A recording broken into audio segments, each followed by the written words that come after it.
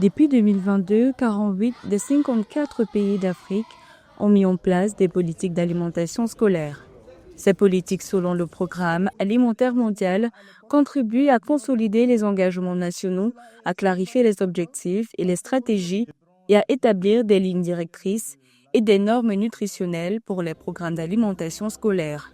Dans la dynamique de célébrer les efforts déjà consentis pour promouvoir l'approvisionnement des cantines scolaires en produits locaux, la 10e édition de la Journée africaine de l'alimentation scolaire a été célébrée le 20 mars 2025 à l'esplanade de l'hôtel de ville de Yaoundé au Cameroun, sous le thème « Une décennie de nourriture, célébrer le passé, la sécurité et un avenir juste ». Ça permet également aux enfants de ne pas manger quelque chose qu'ils ne connaissent pas. Ils vont manger ce qui est produit dans leur environnement, ce qu'ils mangent déjà, mais ils ne mangent pas régulièrement parce que les écoles sont à des distances remarquables de leur maison.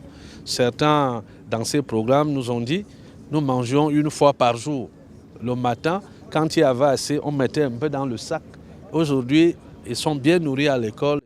Des études menées par les Nations Unies indiquent que les repas scolaires n'ont pas seulement permis de réduire la faim dans certaines zones vulnérables en Afrique, mais a également permis d'améliorer la santé et la nutrition des enfants et a aussi permis de stimuler la productivité des pays tout en permettant aux enfants de mieux comprendre les liens entre ce qui est cultivé et ce qui est consommé. Toutefois, selon le Programme alimentaire mondial, les programmes de repas scolaires en Afrique soutiennent 55% des élèves des pays à revenus intermédiaires supérieurs, tandis que seulement 15% des enfants des pays à faible revenu reçoivent des repas scolaires. Si des progrès significatifs ont été accomplis, il reste encore beaucoup à faire.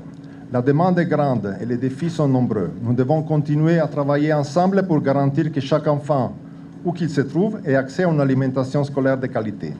Cela nécessite un engagement continu des ressources accrues et une collaboration renforcée entre tous les acteurs.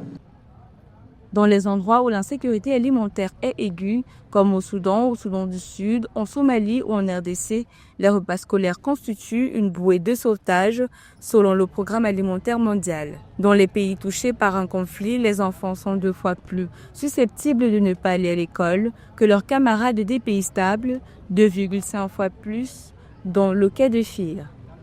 D'après les élites africaines, les programmes de repas scolaires permettent de relever bon nombre de ces défis.